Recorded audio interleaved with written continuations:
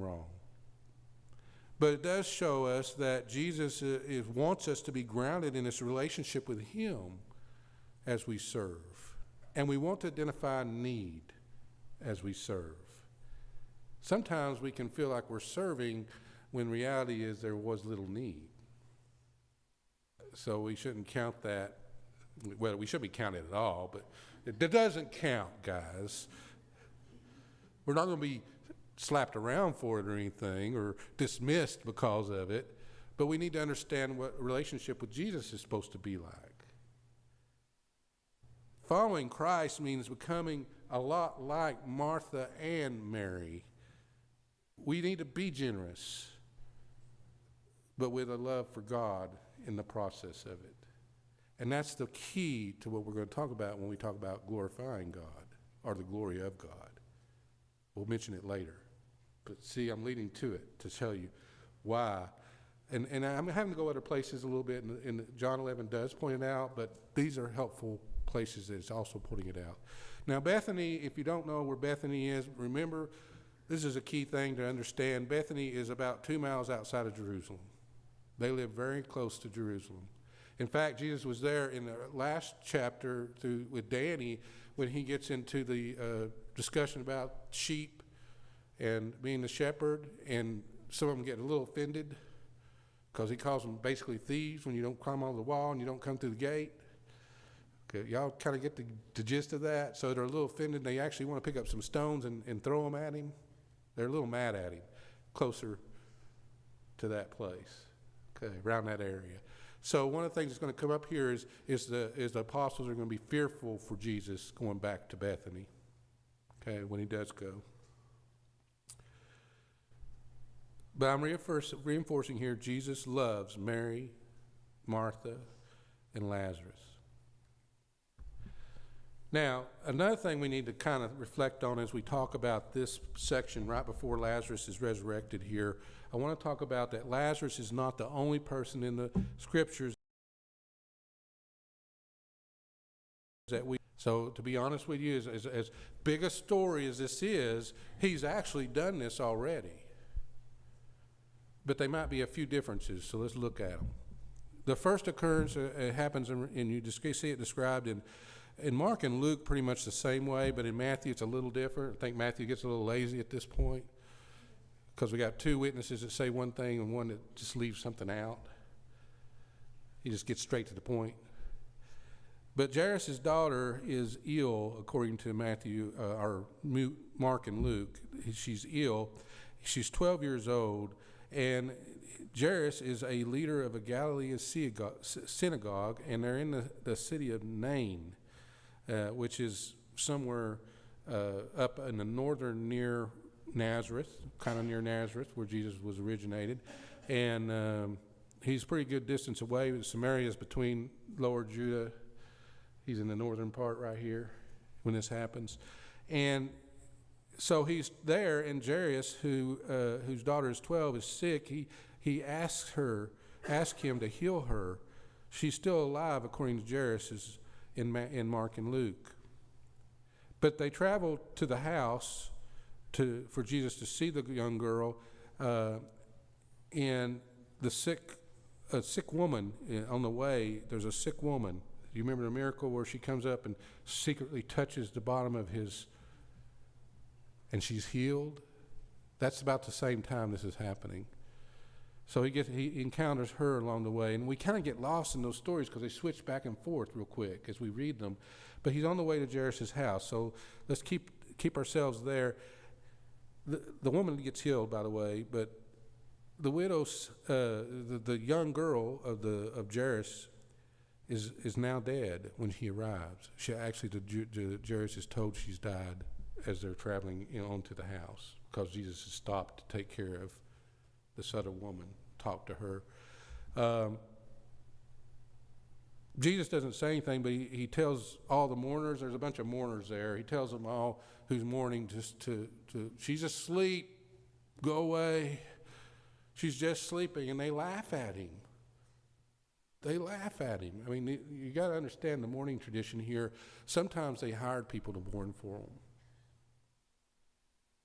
And so if you're not a serious mourner and you think, well, she's dead, and this guy's saying she's not dead, she's asleep, they just thought it was funny. But he dismisses them. He doesn't deal with them. He brings Jairus and family and his disciples in, and he tells her to get up. And she does. Okay. Now that would spark a lot of people talking, but it's not as big an event as Lazarus. Plus he's in the north, different place. The other occasion where Jesus has raised somebody is a story, and this one's not one we really talk about as much as Jairus. It's the widow's son, and it's found in Luke, and again, the town of Nain. Maybe it's the one in Nain, and Jairus is somewhere else. I may have got those confused. But location at this point is not the big deal. It's the story. So Nain is where he's at when he heals the woman, widow's son. And as Jesus is approaching the town gates of Nain, there's a man who has died and is being carried out of the town. Y'all remember that story? It's not as obvious when we study. We don't really mention it a lot. The mother is with them along with the family, and they're surrounded by some townspeople. Again, you might have some professional mourners right there with you as you're heading toward the burial location.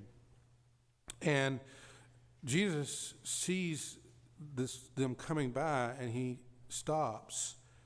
And it says he has compassion for this woman. Now, if she's a widow, that means she has no husband. Who knows if she has any other children? This may have been her only son. It may have said that. I may not have put it in there, but I can't remember. So she may be the only son. He is the only son. Okay, Danny's shaking his head, yes. He's the only son. There's a lot of details here, guys. It's hard to keep up with it all. Unless you write it down, and I can't write it all down. So he's the only son, and she's a widow. Do you think Jesus might have an understanding of how her situation is at the moment? How dire it is, especially in this culture? But he has compassion for this woman, and he says to her, don't weep, don't cry, don't mourn. And all he does, he doesn't tell her anything. All he does is touches the device he's being carried on. He doesn't even touch the body. And the man sits up and begins to talk.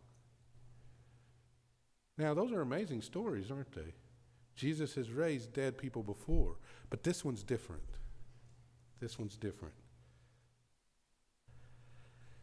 In each of the stories with Jairus and the widow's son, the miracles seem to be performed soon after a death has occurred, which is not the same with Lazarus, is it? If you read the story of Lazarus, he waits 2 days. Then it takes 2 more days to get from where he's at to Bethany. So that's 4 days.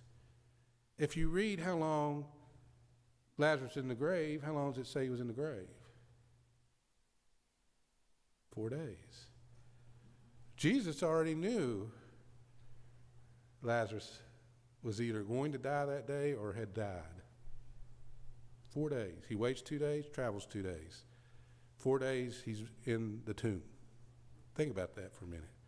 The other 2 are most likely, and we're not told how long, but here's the reason I think it was sooner. And I'm going to explain it here a little bit later, but their customs would not allow a body to stay out the day of the death. They would basically fast forward. They would start to prepare the body, wrap it, and get it to the tomb, because it's going to be a terrible situation by day 4 in the climate they live in. So their customs and their practices was to get them the same day into the, very rarely would they wait like we do. They didn't embalm, that kind of thing. So that's a big difference, if you ask me, the difference between the raisings of those and this one. Another thing is, have you ever heard in history where people, the death bell, you ever heard the story of the death bell? Yeah. The death bells were, I think it was medieval times around there, where they had, was it scarlet fever or something like that? I can't remember which disease it was. The plague, okay. I'm not up on that part of it, but I know it was some kind of illness that would cause you to appear to be dead, and so they would bury the people. And they started learning after they dug up a few graves that there was some claw marks on the. That'd be horrible, wouldn't it? So they started drilling holes into the coffin and a string and put it in the hands of the person. They hung a bell. You ever heard the graveyard shift? They'd sit in the graveyard and listen for the bell. So then, at least if you woke up, you had a string with a bell on it. You know. Somebody must have thought, well, that's a horrifying way to go, so let's just tie a bell to them. But think about it. So somebody that's just dead and raised up is impressive, but what about somebody who's been dead for 4 days in a tomb? Oh, they say, yeah, oh, Jesus, you don't want to open this. He's been gone 4 days. But the wake, okay. Yeah, that's a good point, yeah. Back then, they just didn't have the ability to listen to the heart and things like we do to sense a heartbeat. But Yeah, we have made it to the epitome of scientific research, and we're very knowledgeable people at this point. We wouldn't do something like that.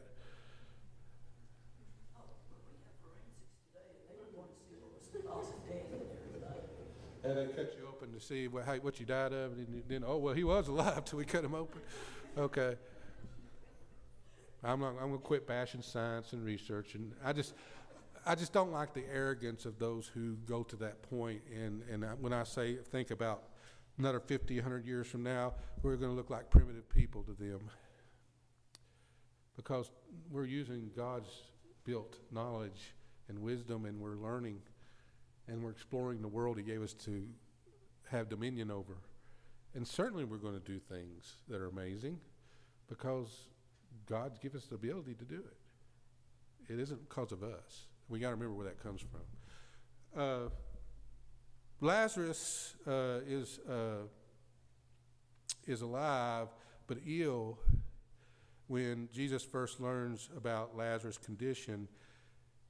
But I said he waited 2 more days, and so we got 4 days in the grave. I made that point. All right, moving on.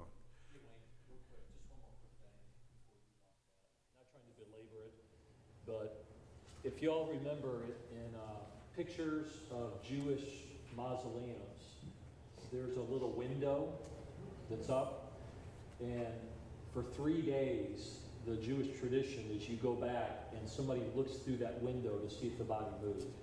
But after the 3rd day, the body was considered dead.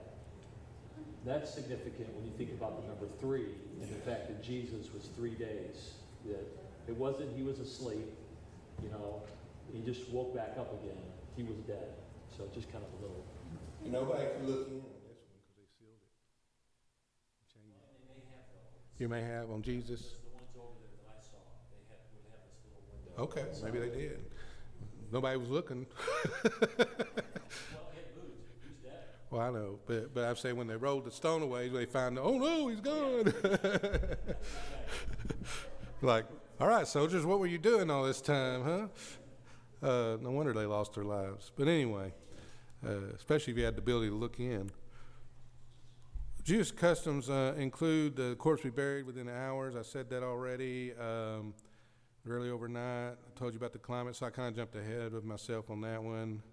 There's something called a ceremony called Tahara, and from what I can gather from reading some of the Jewish research out there, that still goes on today in a different way, customarily. It's kind of like the Lord's Supper. Lord's Supper was at one time a full meal, and people fellowshipped with it. Now it's more to a little cup of juice and a crumb.